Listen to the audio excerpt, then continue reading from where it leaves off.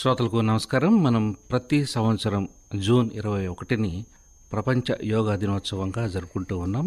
మన ప్రధాని గౌరవనీయులు శ్రీ నరేంద్ర మోడీ గారి ఆకాంక్షలతో ఈ యొక్క యోగా అనేది ప్రపంచవ్యాప్తంగా ప్రాచుర్యంలోకి తీసుకురావడానికి ఎంతో కృషి చేస్తూ ఉన్నారు. అందులో భాగంగా మన ఆకాశవాణిలో కూడా మరి ఎన్నో కార్యక్రమాలు మనం యోగా మీద ప్రసారం చేస్తూ ఉండటం జరిగింది.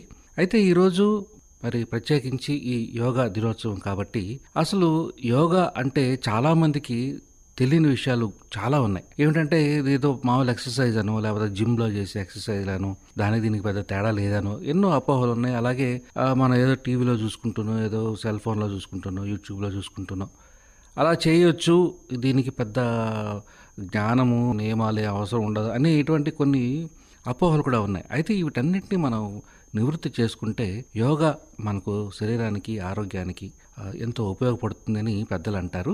కాబట్టి ఈ విషయాలు మనం తెలియజేయడానికి ప్రముఖ యోగా మాస్టర్, అలాగే గతంలో తిరుమల తిరుపతి దేవస్థానంలో యోగా మాస్టర్గా పనిచేసిన మంచు కుప్పిరెడ్డి గారు ప్రస్తుతం మన స్టూడియోలో ఉన్నారు. వారిని అడిగి మనం మరిన్ని వివరాలు తెలుసుకుందాం. నమస్కారం అండి కుప్పిరెడ్డి గారు. నమస్తే సార్.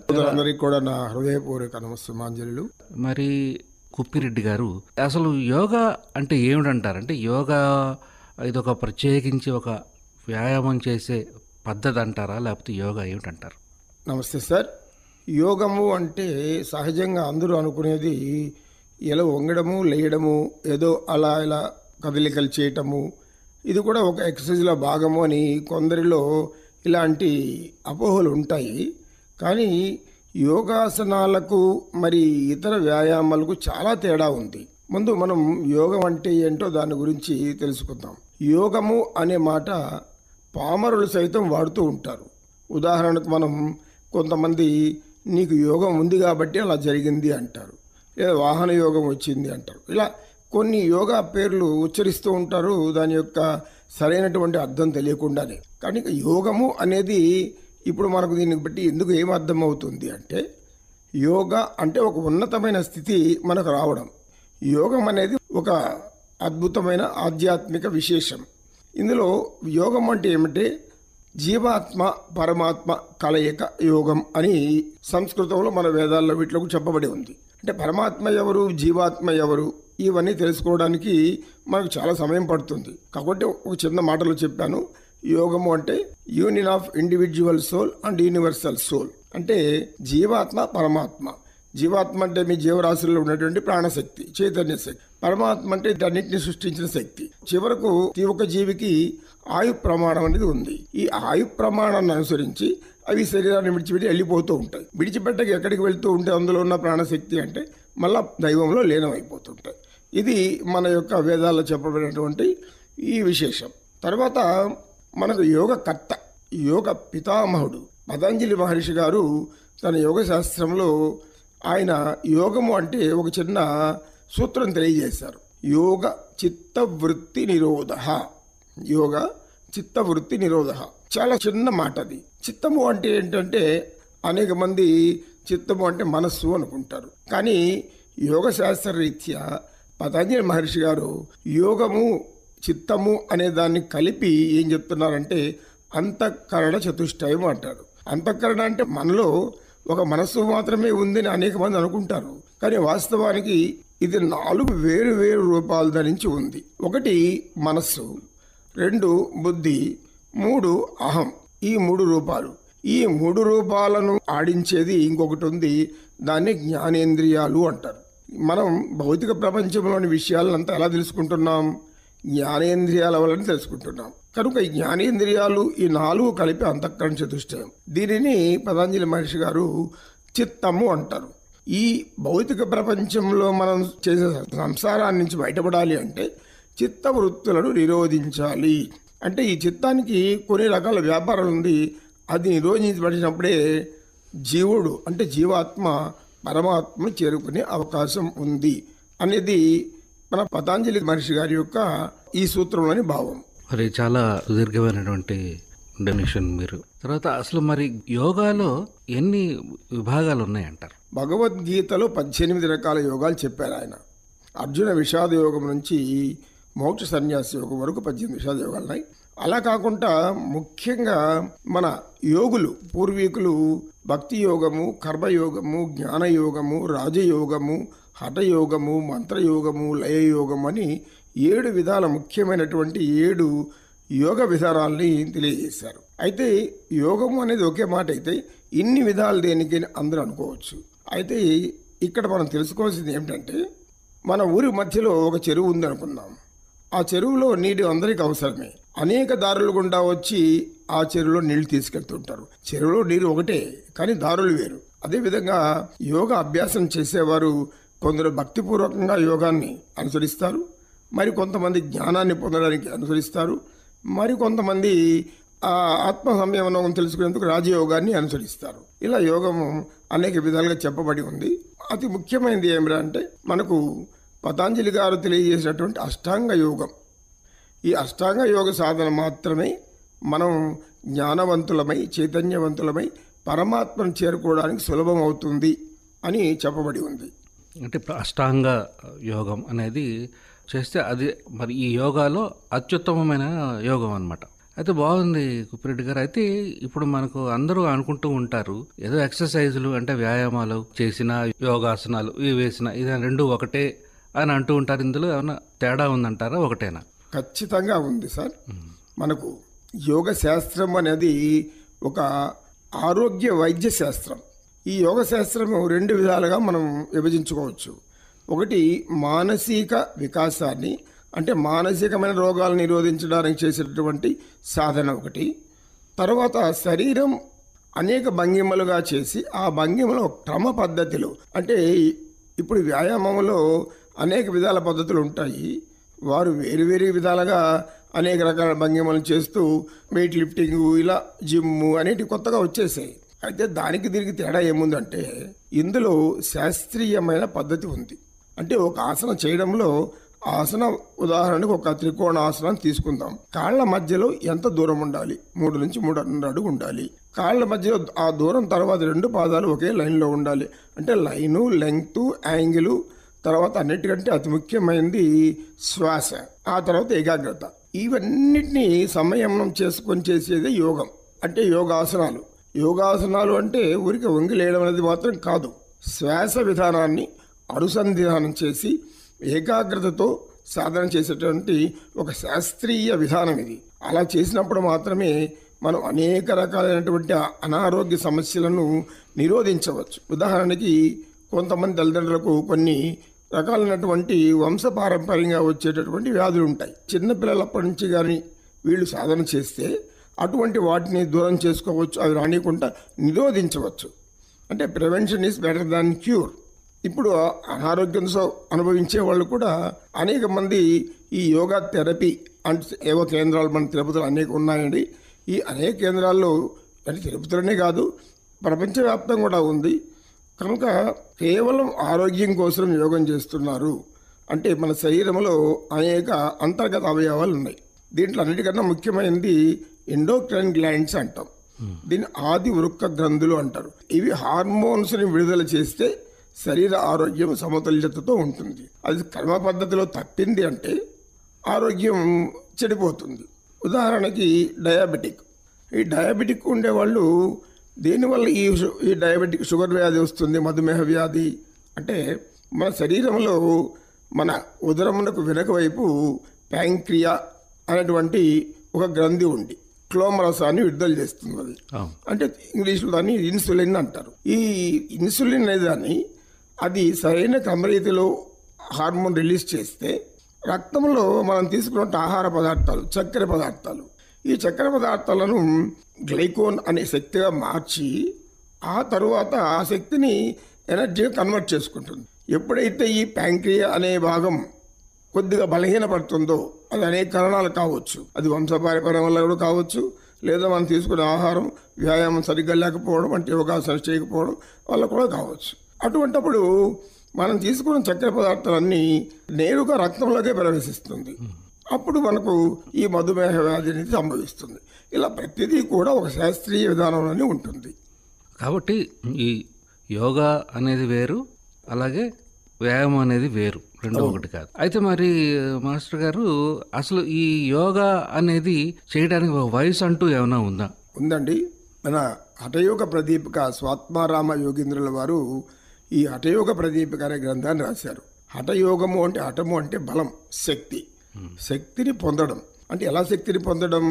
మనకు మనమే ఎటువంటి వస్తువుల వినియోగం లేకుండా, అంటే ఇప్పుడు జిమ్ చేయాలంటే అనేక యంత్రాలు కావాలి, ఇవన్నీ ఏం అవసరం లేదు.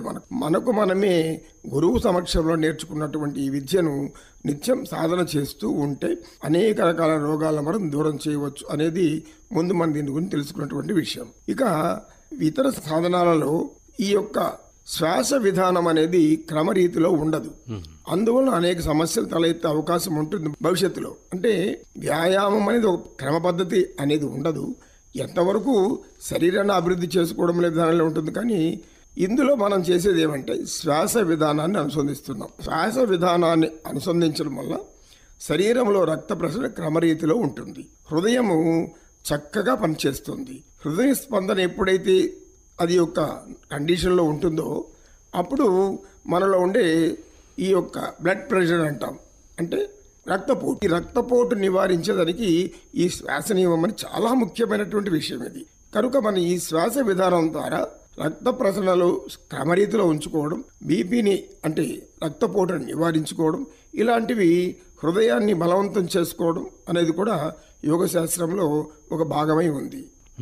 అయితే బాగుంది. మరి మాస్టర్ గారు, అసలు ఈ యోగా చేస్తే పలానా ప్రయోజనం ఉంటుంది, పలానా ఉపయోగం ఉంటుంది అని ఏమైనా ఉందంటారు? తప్పకుండా అండి. ఇదివరకు మీరు అడిగిన ప్రశ్నలో ఏ వయసు వారు యోగ సాధన చేయవచ్చు అన్నారు. అంటే 11 సంవత్సరాలు నిండిన తర్వాత యోగ సాధన ఎవరైనా చేయవచ్చు. స్త్రీలైనా పురుషులైనా 100 సంవత్సరాల వయసులో కూడా వారికి తగిన ఆసనాలు వారు చేయవచ్చు. ముఖ్యంగా యువతీ యువకులు ఈ యోగ సాధన వైపు ముందు అడుగు వేస్తే మన భారతదేశం ఈ యోగ జ్ఞానాన్ని గ్రహించలేరు. యోగము అంటే యోగ ఆసనాలు చేయమని అందరూ అనుకుంటారు. అలా కాదు. యోగం అంటే ఇందులో ప్రాణాయామాలు ఉంది, క్రియా పద్ధతులు ఉన్నాయి, ధ్యాన పద్ధతులు ఉంది, అనేకం ఉన్నాయి.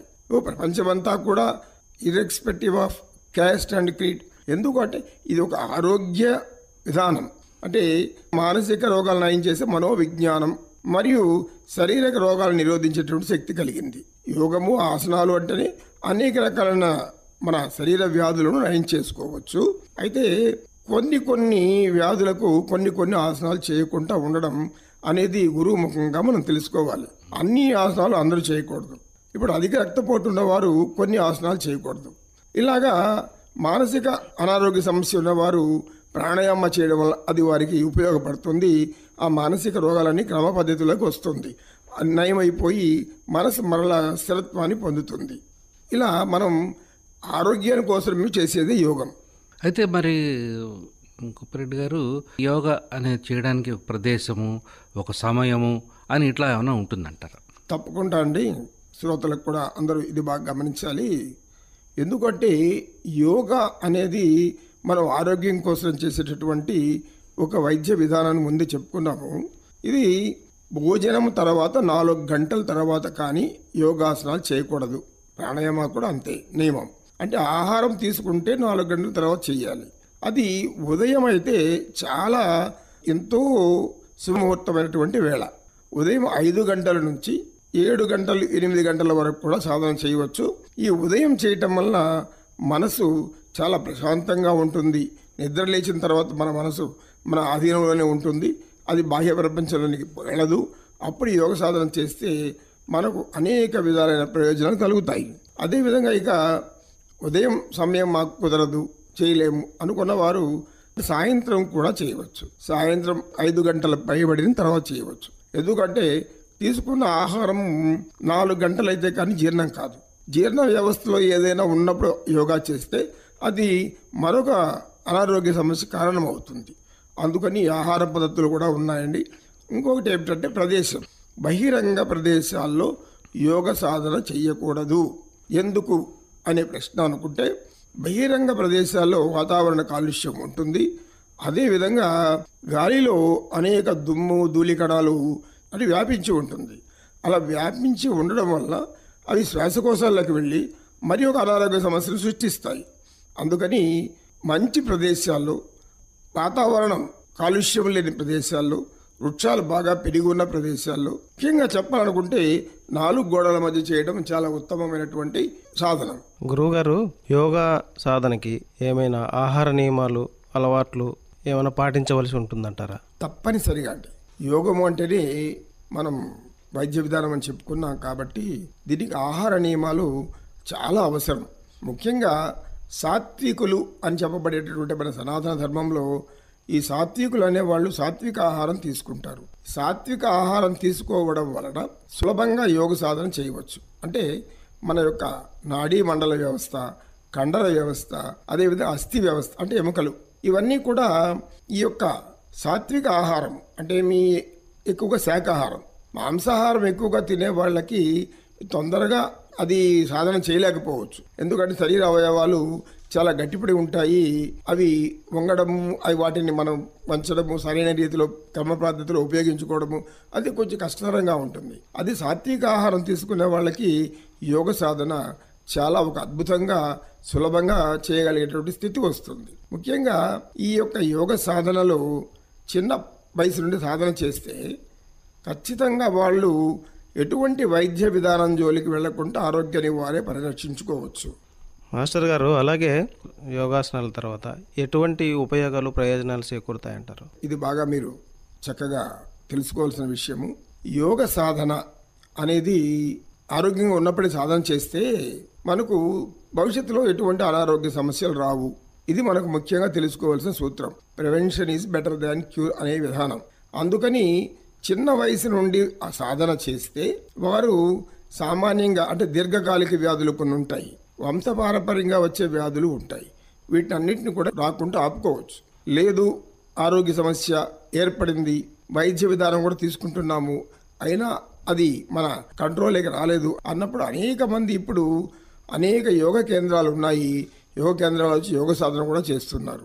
ఎందుకు అంటే వారి వారి ఆరోగ్య సమస్యను అనుసరించి దానికి తగినటువంటి యోగా సాధన చేస్తే అవి తప్పనిసరిగా నయమవుతుంది, ఎటువంటి వ్యాధులైనా. ముఖ్యంగా నాడీ మండల వ్యవస్థ అంటే న్యూరాలజీ, నరాలకు సంబంధించినటువంటి అనేక సమస్యలు కేంద్ర నాడీ మండలం బలవంతంగా లేకపోతే, శక్తివంతంగా లేకపోతే, మానసిక ఒత్తిడిల వలన, టెన్షన్ల వలన, వీటన్నిటినీ చేయించలేకపోవడం వల్ల ఈ మనోదుర్బతి ఏర్పడగానే ఒక్క మనసు చాలండి మనకు అనేక రోగాలు కలగజేయడానికి. మనస్సు ఏకాగ్రత చెందకుండా అనేక విషయాలపైన ఆందోళన, భయము కల్పించుకొని అనుమానాలు పెంచుకొని జీవించడం వల్ల మన శరీరంలో మనకు రక్షణ దళంగా పనిచేస్తున్నటువంటి తెల్ల రక్త కణాలు అవి అనారోగ్యాన్ని కలగజేసానికి అవి క్షీణించిపోవడం వల్ల అనారోగ్యం మనకు వస్తుంది. కనుక ఈ హార్మోన్ల ప్రభావం అనేది చాలా చక్కగా అవసరము శరీర ఆరోగ్యాన్ని పరిరక్షణకు. కనుక అనారోగ్యంతో ఏ ఆరోగ్య సమస్య అయినా కూడా యోగం ద్వారా పరిష్కరించుకోవచ్చు. సరేనండి గురువుగారు, ఆహార నియమాలు, యోగా వల్ల ప్రయోజనాలు బాగా తెలియజేశారు. అలాగే ఈ యోగా చేయడానికి సమయపాలన అనేది ఏమైనా ఉంటుందంటారా? ఖచ్చితంగా ఉంటుందండి. ఇప్పుడు యోగ సాధన ప్రారంభించగానే అన్ని ఆసనాలు లేదా ప్రాణాయామాలు ఒకేసారి ఎవరు చెప్పరు. గురువులందరూ కూడా మొదట ప్రాథమిక స్థితిలో ఒక 5 నిమిషాలు 10 నిమిషాల వరకు మాత్రమే సాధన చేయాలి. ఆ తర్వాత ఆ సాధనలో మనకు ఏ ఏ సమస్యకు మనకు అనుబంధమై ఉన్నటువంటి ఆసనాలను వాటికి గురువుగారు ఆ సమయంలో వాటికి ప్రవేశపెడుతూ వాటి ద్వారా దానికి సంబంధించిన అవయవాలు శక్తివంతం పొందడానికి వారు ఆ విధంగా యోగ సాధన చేస్తూ ఉంటారు. అలాగే గురువుగారు, ఇప్పుడు యోగాసనాలు వేయడానికైనా కానీ యోగా చేయడానికి సొంతంగా కాకుండా ఏమైనా గురువు సన్నిధిలో ఏమైనా చేయాలంటారా? అలా చేస్తే ఎలా ఉంటుందండి? తప్పనిసరిగా అండి. యోగ సాధన అనేది ఇది గురు పరంపర నుంచి వచ్చేది, అంటే గురుముఖంగా నేర్చుకునేది. జ్ఞానము అనేది కూడా గురు పరంపర నుంచి వచ్చేది. మొదటి జ్ఞానము అనేది గురువులు మనకు నేర్పితేనే ఆ జ్ఞానం మనకు వస్తుంది. జ్ఞాన జ్యోతి చీకటిగా ఉంది, ఒక దీపం వెలిగించాలి. ఒక దీపం వెలిగించడానికి ఇంకొక దీపం సహాయం అవుతుంది. అంటే మీ జ్ఞానం అనేది ఇతరులలో జ్ఞానం లేనప్పుడు ఆ జ్ఞానం వెలగాలి అంటే ఇంకొక ఉన్నతమైన జ్ఞానం దానికి వచ్చి చేరాలి. దానిని మనం గురువు అంటాం. ముఖ్యంగా ఇదివరకే జ్ఞానసిద్ధి పొంది ఉంటారు. కనుక జ్ఞానసిద్ధి పొందిన గురువులు జ్ఞానాన్ని సులభంగా శిష్యులకు నేర్పే అవకాశం ఉంటుంది. లేదు అలా కాదు అనుకొని టీవీల ద్వారానో, వీడియోల ద్వారానో, పుస్తకాల ద్వారానో చూసి చేస్తే దాని యొక్క క్రమరీతి అందులో సరిగ్గా చెప్పబడి ఉండవు. ఎందుకంటే వీడియోలలో అన్నిట్లో యోగం గురించి ఎలా చేయాలో చెప్తారు. అయితే గురువు ఏ సమయం ఎంత తీసుకోవాలి, ఏ ఆసనానికి ఎంత సమయం ఉండాలి, ప్రారంభ స్థితిలో మరలా ఎలా ఎంతసేపు ఉంటే మన ఆరోగ్య సమస్య బాగుంటుంది, ఇలా అనేక విషయాలు గురుముఖంగానే తెలుస్తుంది. కనుక ప్రాథమిక స్థాయిలో గురుముఖంగా ఈ యొక్క యోగ సాధన చేసి కొంతకాలం గురువు ఇక నీ యొక్క సమస్యకు ఈ చాలు అని చెప్పాక తర్వాత మన ఇంటిలో సాధన చేసుకోవచ్చు. మంచిదండి గురువుగారు. యోగాసనాలు వేసేటప్పుడు ఏమన్నా చేయకూడని పనులు ఏమైనా, ఈ నియమాలు ఏమన్నా ఉంటాయంటారా? యోగ సాధన అనేది మనకు ముఖ్యంగా దానికి ఒక ప్రదేశం చెప్పుకున్నాం. కింద మనం సాధన చేసేటప్పుడు పూర్వకాలం దర్భాసనము ఇలాంటివి వేసుకొని చేసేవారు. ఒట్టి నేల మీద మాత్రం యోగ సాధన చేయకూడదు. దీనికి సరైనటువంటి ఒక యోగ మ్యాట్ అంటారు, కింద పరుచుకొని దాని మీదనే సాధన చేయాలి. ఎందుకంటే నేల మీద సాధన చేస్తే మన రక్త ప్రసరణలో మార్పులు వస్తాయి. అంటే భూమి అనేది మనకు ఇంటిలో ఉన్నా కూడా అది దాని యొక్క బయట ఉష్ణోగ్రతను అనుసరించి ఆ తేడాలు నేల మీద కూడా ఉంటుంది. కనుక మనం అలా చేయడం వల్ల మన రక్త ప్రసరణలో తేడాలు వస్తాయి. అప్పుడు మనకు అనారోగ్య సమస్యలకు వచ్చే అవకాశం ఉంటుంది. అంతేకాకుండా నేల మీద చేయడం వల్ల అనేక సూక్ష్మజీవులు మన భూమి మీద అంటుకొని ఉంటాయి. ఎందుకంటే మనం నడుస్తూ ఉంటాము, ఇంట్లో తిరుగుతూ ఉంటారు, అందరూ తిరుగుతూ ఉంటారు. కాలకున్నటువంటి అక్కడ ఉండే మురికి అంతా చేరడం వల్ల అందులో సూక్ష్మక్రిములు, అనేక వైరస్లు అంటాం, కంటి కర్మ సూక్ష్మక్రిములు అక్కడ ఉంటాయి. మనం అలా చేయడం వల్ల అవి మనలో ప్రవేశించి అనారోగ్యాన్ని కలుగు చేస్తాయి. అందుకని దానికి తగినటువంటి ఒక ఆసనం, స్థిరమైనటువంటి ఒక జింక చర్మం లాంటిది దానిని వేసుకొని సాధన చేస్తే చాలా మంచిది. ఇక ఆహార నియమాలు, వారు ఉదయం ఎప్పుడు కానీ కడుపు ఖాళీగా ఉంచుకొని యోగ సాధన చేయాలి. అంటే జీర్ణ వ్యవస్థ ఖాళీగా ఉండాలి. అంతేకాకుండా మల విసర్జన చేసి పడి ఉండాలి. ఆ తర్వాత మూత్ర విసర్జన కూడా చేసి ఉండాలి. అంటే వీటన్నిటిని శుభ్రం చేసుకున్నాక స్నానం చేస్తే యోగా ఎంతో ఉపయోగకరమని యోగ శాస్త్రం చెప్పబడుతూ ఉంది. గురుగారు, యోగా చేయడం వల్ల ఇప్పుడు ముఖ్యంగా స్త్రీల కోసం ప్రత్యేకమైన ఏమైనా ఉపయోగాలు ఉన్నాయంటారా? తప్పనిసరిగా అండి. ఇది ముఖ్యంగా స్త్రీల కోసమే యోగా భగవంతుడు ఇచ్చాడేమో అని అందరూ అనుకోవచ్చు. అంటే పురుషులు కూడా అవసరమైన అనేక సమస్యలు స్త్రీలే ఎదుర్కొంటారు. ఇంటి యొక్క సమస్యలు అన్నీ కూడా ఒత్తిడులు. అంటే ఒక కుటుంబంలో గృహిణి అంటే ఆమె అనేక బాధ్యతలు పోషించాలి. పిల్లలను కనడం మొదలుకొని వారిని పెంచి పెద్ద చేసి ఇవన్నీ చేయడం కూడా. ఇప్పుడున్నటువంటి యువతలో అందరూ కూడా ఉద్యోగాలు చేయటం, విద్యార్జనలోకి వెళ్ళిపోవడం, అందులో ఏకాగ్రత అంతా కూడా వారు ఎలా జీవనోపాధి పొందాలి అనేటువంటి వారి యొక్క అధిక ఒత్తిడి ఏం చేస్తుందంటే శరీరంలో ఉన్నటువంటి థైరాయిడ్ గ్లాండ్ మరియు ఇతర గ్రంథులన్నీ కూడా బలహీనపడిపోయి వారికి అనేక అనారోగ్య సమస్యలు వస్తాయి. అలాంటి ఏమంటే దానిని గైనకాలజీ ప్రాబ్లమ్స్ అంటాం. గైనకాలజీ ప్రాబ్లమ్స్ అంటే చాలా మంది యువతులలో ఇప్పుడు మనం చూస్తున్నది పీసీఓడి సమస్య, అంటే పోలిస్టిక్ ఓవరీస్ డిసీజ్ అంటారు. అంటే గర్భసంచి బలహీనమైపోతుంది. ఎందువల్ల బలహీనమవుతుందంటే మానసిక ఒత్తిడి అధికమవడం వల్ల, ఆహారం కూడా సరైన క్రమ పద్ధతిలో తీసుకోలేకపోవడం వల్ల వారు చదువుకుంటూ ఎక్కడో హాస్టల్లోని ఎక్కడో ఉంటున్నారు. కనుక ఆ తర్వాత ఇలా అనేక విధాలుగా ఒత్తిడికి గురైనప్పుడు వారి గర్భసంచికి కావలసినటువంటి హార్మోన్లు చేరవు, రక్త ప్రసరణ కూడా తక్కువగా ఉంటుంది. అప్పుడు వారి గర్భసంచిలో అండము విడుదల చేసే అండాశయాలు 2 ఉంటాయి. ఇవి బలహీనపడటం వల్ల అండాలన్నీ కూడా నీటి బుడగల్లాగా ఏర్పడుతూ ఉంటాయి. అంటే ఇవన్నీ కూడా బలహీనమైన అండాలు. అప్పుడు వాళ్ళు గర్భం ధరించాలి అంటే ఆ యొక్క అండం అనేది బలంగా ఉంటేనే వాళ్ళు వెంటనే గర్భం ధరించగలుగుతారు. అలా లేని పక్షంలో చాలా వరకు పిల్లల సమస్య అనేది వాళ్ళలో ఉంటుంది. ఇది అనేక మంది ఎదుర్కొంటున్న సమస్య. ఇటువంటి సమస్యలు అదేవిధంగా వారికి పీరియడ్స్ అంటాం. మామూలుగా 3 రోజులు ఈ ఋతుస్రావం అనేది ఉంటుంది. ఈ 3 రోజుల ఋతుస్రావంలో వాళ్ళు క్రమరీతిలో జరుగుతూ ఉంటే వారి గర్భసంచి బలంగా ఉంది అనుకోవాలి. అలా కాకుండా 2 నెలలకు ఒకసారి 3 నెలలకు ఒకసారి ఋతుస్రావం అవడము, లేదు 1 నెలలోనే 2 సార్లు 3 సార్లు రావడం, లేదు అట్టకు కాకుండా అది కొంతకాలం కొనసాగడం, అంటే 3 రోజుల కంటే ఎక్కువ కొనసాగడం, ఇలాంటివి గమనించి ఋతుస్రావంలో స్త్రీలలో ఇటువంటి వారికి యోగంలో ఒక అద్భుతమైనటువంటి యోగ ప్రక్రియ విధానం ఉంది. దీన్ని సాధన చేయటం వల్ల వారి యొక్క గర్భాశయం అంటే యూట్రస్ అనేదాన్ని బలవంతం చేసుకొని దాని బలం గట్టిగా తయారు చేసుకోవడం వల్ల హార్మోన్లు అన్నీ కూడా ప్రాపర్గా విడుదలవుతాయి. అప్పుడు ఈ బలహీనమైన అండాలు ఏర్పడకుండా బలవంతమైన అండాలు ఏర్పడడం వల్ల ఇవి వారికి ఈ యొక్క కన్సీవ్ అవ్వడం అనేది సులభతరం అవుతుంది. అంతేకాకుండా కొన్ని ఆసనాలు ఉన్నాయి, వారు గర్భం ధరించినా కూడా ఒక 2-3 ఆసనాలు ముఖ్యంగా చెప్పబడి ఉన్నారు. ఇవి ఒక famous American gynaecologist doctor Dutch అనే ఒక అతను వైద్య గ్రంథంలో రాశాడు. గైనకాలజిస్ట్ అతను చైల్డ్ బర్త్ వితౌట్ ఫియర్ అనే ఒక గ్రంథం రాశాడు. అందులో యోగ విధానాల్లో ఒక 3-4 ఆసనాలు ప్రస్తావించాడు. ఆ 3 ఆసనాలను రెగ్యులర్గా అంటే క్రమం తప్పకుండా 8వ నెల వచ్చేంతవరకు చేస్తూ ఉంటే సులభ రీతిలో ప్రసవం జరుగుతుంది. వారికి సిజేరియన్ అంటే శస్త్రచికిత్స అవసరం లేదు అని ఆయన చక్కగా రాయబడి ఉంది. అటువంటి గైనకాలజీ సంబంధించినటువంటి శాస్త్రవేత్తలు అంటే వైద్యులే అది సూచిస్తున్నారు.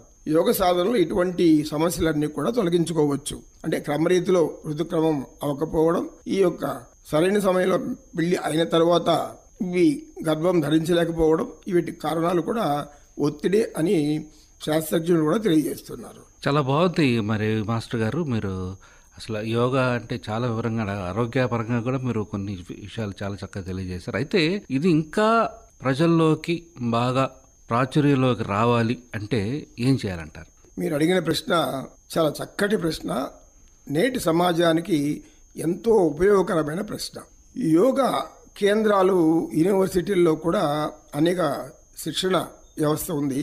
కోర్సులుగా డిప్లొమా కోర్సులని, పీజీ డిప్లొమా కోర్సులని ఇలా అనేక కోర్సులు నిర్వహించి అనేక మంది తయారవుతూ ఉన్నారు, నేర్చుకుంటూ బయటకు వస్తున్నారు. అయితే వీరంతా కూడా ఉపాధి లేకపోవడం వలన ఎక్కడో ఒక వీధిలో మూల చివర ఒక చిన్న గది తీసుకొని తాము జీవనోపాధికై ఇలా చేస్తున్నారు. దీనికన్నా కూడా మన గౌరవ ప్రధానమంత్రి గారు అయినటువంటి నరేంద్ర మోడీజీ గారు ఈ యోగ శాస్త్రాన్ని యొక్క గొప్పదనాన్ని చిన్న వయసు నుంచే గ్రహించారు. ఆయన యోగ సాధన కూడా చేసేవారు అని విన్నాను. ఆయన అందుకని ఈ యోగ సాధన ప్రపంచమంతా చేస్తూ ఉంది. అంటే వారికి ఎంత ప్రయోజనం లేకపోతే వారు చేస్తారు. ఈ ధ్యానంలో వారికి మానసిక స్థితి చాలా బ్యాలెన్స్డ్గా ఉంది, సమతుల్యతలో ఉంటుంది. ఎటువంటి కష్టాలను, దుఃఖాలను, బాధలను భరించగలిగే శక్తి ఈ ధ్యానంలో ఏర్పడుతుంది. కనుక ఇలా ప్రధానమంత్రులు మొదలుకొని అనేక మంది ముఖ్యమంత్రులు కూడా చెప్తూనే ఉంటారు. అయితే ఇక్కడ ముఖ్యంగా నా ద్వారా నేను చెప్పడం ఏమిటంటే, ఇది వరకు అన్ని కేంద్రీయ విద్యాలయాల్లో యోగా ఉపాధ్యాయ పోస్టులను నిర్వహించడం జరిగింది, అంటే ఉద్యోగ అవకాశాలు. అప్పుడు డిప్లొమా పొందిన వాళ్ళు అనేక మంది వెళ్ళి అందులో సెలెక్ట్ అయ్యి కేంద్రీయ విద్యాలయాల్లో చేస్తున్నారు. ఇదే విధానంలో రాష్ట్ర ప్రభుత్వం కూడా ఒక క్రమమైనటువంటి ఆలోచన చేసి ప్రత్యేక శ్రద్ధ తీసుకొని ఆరోగ్య సమస్యలను పరిష్కరించుకోవడానికి యోగం ఎంత అవసరమో ఈరోజు సమాజంలో అందరికీ తెలుస్తూ ఉంది. అనేక మంది యోగ కేంద్రాలకు వెతుక్కుంటూ వస్తున్నారు. సామాన్యులే కాదు, ధనవంతులు కూడా వెతుకొస్తున్నారు. మేము ఎంత డబ్బైనా ఇస్తాము, ఇంటికి వచ్చి చెప్పండి అనేవాళ్ళు కూడా ఉన్నారు. ఉదాహరణకు నేను ఒక 2-3 హోమ్ క్లాసులు వెళ్తూ ఉంటాను. క్లాసుకి 1 గంట అని వాళ్ళు చెప్పడము, వాళ్ళకి ఆరోగ్య సమస్య చెప్పడానికి వెళ్తూ ఉంటారు, పరిష్కరించడానికి. ఒక నెలకు 10,000 రూపాయలు ఇస్తారు. అంటే ఇంటికి వెళ్ళి చెప్తే 10,000 రూపాయలు వచ్చే అవకాశం. అయితే ఈ అవకాశం అందరికీ రాదు. ఎందుకంటే కొద్దిగా దానికి ప్రభుత్వం కూడా చేయూతనిచ్చి ప్రభుత్వం తరపున కూడా యోగ కేంద్రాలు ఏర్పాటు చేసి ఈ యొక్క వ్యవస్థను అభివృద్ధి చేయాల్సిన అవసరం ఎంతైనా ఉందని నేను ప్రభుత్వ అధికారులకు, గౌరవ ముఖ్యమంత్రి గారికి కూడా నేను విన్నపం చేసుకుంటున్నాను. ఈ యొక్క ఆల్ ఇండియా రేడియో ద్వారా తిరుమల తిరుపతి దేవస్థానంలో ఇదివరకు ఉన్నటువంటి ఆ యొక్క పెద్ద యోగ శిక్షణ కేంద్రాన్ని ఇంకొంచెం విస్తృత ఏర్పాటు చేస్తే మంచిది. యోగ సాధన చేసిన వారందరికీ ఉద్యోగ ఉపాధి అవకాశాలు లభించే అవకాశం కూడా ఉంది అని నేను ఇందుగా ప్రార్థిస్తున్నాను. చాలా బాగుందండి మంచు కుప్పిరెడ్డి గారు. మీరు యోగా మాస్టర్గానే కాకుండా ఒక డాక్టర్గా, అంటే ఆ డాక్టర్కి పేషెంట్స్ వాళ్ళ బాధలు ఏమిటనేది బాగా తెలుస్తాయి. చక్కగా మీరు ఏ రుగ్మతకు ఎటువంటి ఆసనం వేస్తే బాగుంటుంది అనేది కూడా చాలా చక్కగా, ప్రత్యేకించి స్త్రీలకు మరి ఋతుక్రమంలో ఉన్నటువంటి ఆ యొక్క పీసీఓడి సమస్యలకు ఏ రకంగా ఆసనాలు వేస్తే మంచిదని చాలా చక్కగా వివరించారు. అయితే మీరు అన్నట్టుగా ప్రభుత్వం కూడా కొంచెం ఈ యోగా కేంద్రాలు మీరు అన్నట్టుగా ఏర్పాటు చేస్తే యోగా కూడా మరి మిగతా విభాగాల్లాగా మంచిగా ప్రాచుర్యంలోకి వచ్చి ప్రజలు కూడా ఈ యోగాను బాగా ప్రాక్టీస్ చేయడానికి వస్తుంది. అలాగే మనం ఈ యోగా దినోత్సవం సందర్భంగా ఇవాళ ఒక్కరోజే కాకుండా ప్రతిరోజు యోగాను మన జీవితంలో ఒక భాగంగా ఏర్పాటు చేసుకుంటే మన జీవితాలు కూడా బాగుంటాయి. మరి చక్కటి విషయాలు తెలియజేశారు. నమస్కారం అండి. నమస్కారం సార్, అందరికీ నమస్తే. శ్రోతలందరికీ కూడా నా హృదయపూర్వక నమస్సుమాంజలు.